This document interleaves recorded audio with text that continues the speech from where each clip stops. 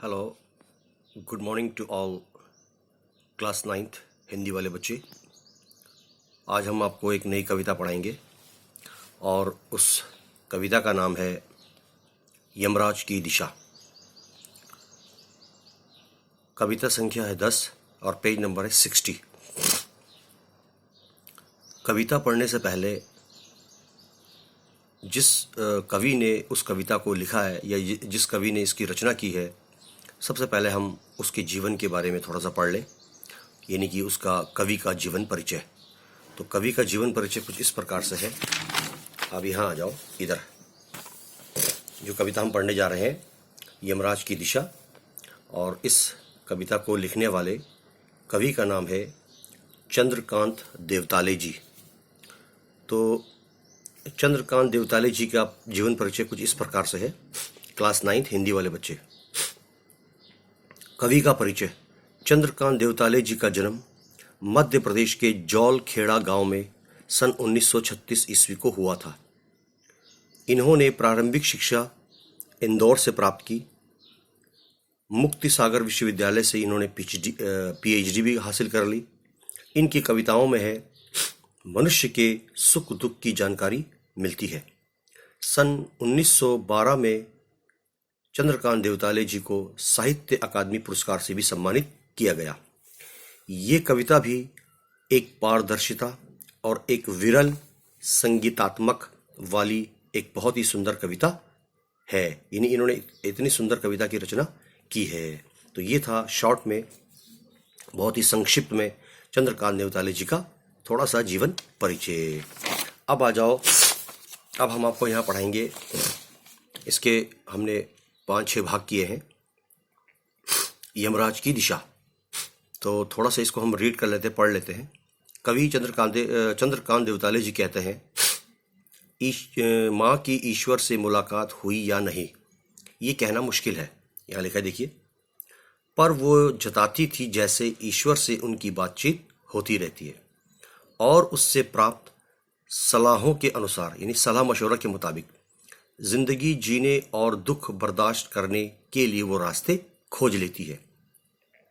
कवि कहता है अगली पंक्ति में, माँ ने एक बार मुझसे कहा था, दक्षिण की तरफ पैर करके मत सोना, वो मृत्यु दिशा है, और यमराज को क्रुद्ध करना, यानी उसको नाराज करना, उसको गुस्सा दिलाना बुद्धिमानी की बात नहीं है। कवि कहता है, तब मैं बहुत छोटा था और मैंने यमराज के घर का पता पूछा था।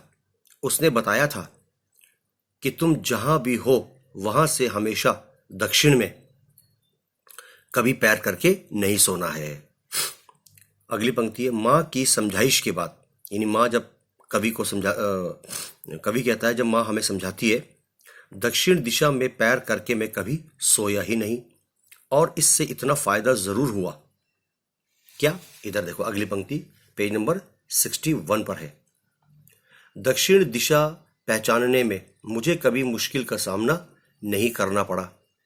मैं दक्षिण में दूर दूर तक गया और मुझे हमेशा माँ की याद आई। कवि कहता है, दक्षिण को लांग लेना संभव नहीं था।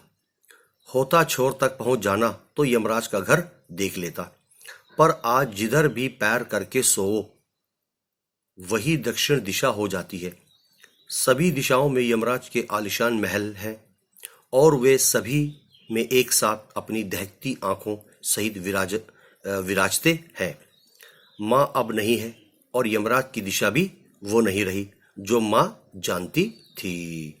तो ये थोड़ा सा एक रीडिंग था, यमराज की दिशा, कविता 8, हिंदी वाले बच्चे, क्लास 9th।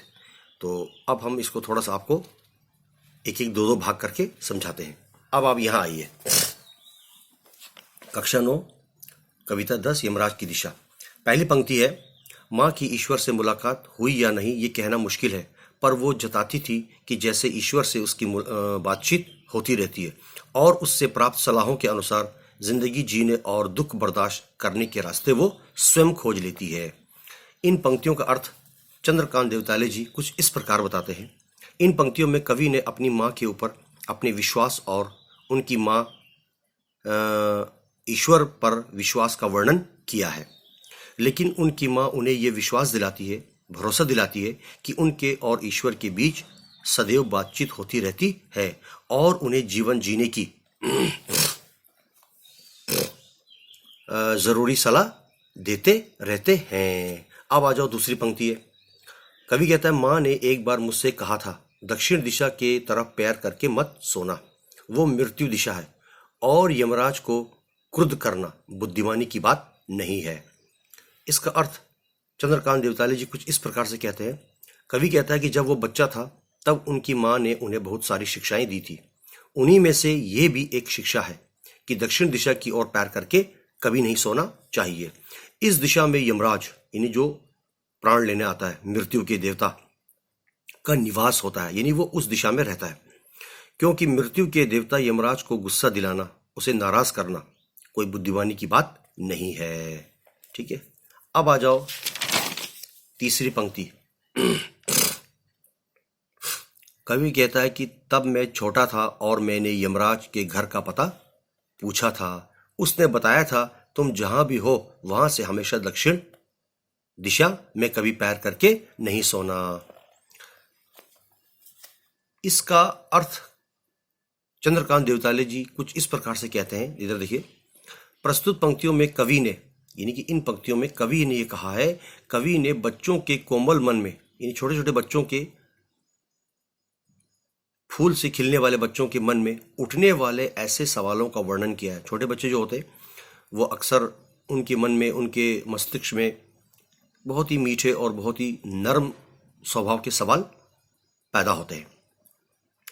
तो इन पंक्तियों में कवि ने बच्चों के कोमल मन में उठने वाले सवालों का ऐसा वर्णन किया है, यानी ऐसा जिक्र किया है कि किस प्रकार एक बच्चा अपनी माँ के समझाने के बाद, माता उसे बहुत समझाती है, लाख प्रयत्न करती है, उससे यमराज के घर का पता पूछने लगता है। माँ बार बार कहती कि ऐसे बातें मत करो, यमराज बहुत प्राण लेने वाला होता है, ठीक है ना, वो बहुत डरावना होता है, उसके बारे में तुम बातें मत करो। लेकिन बच्चा माँ की इन बातों को मानने को कभी भी तैयार नहीं है।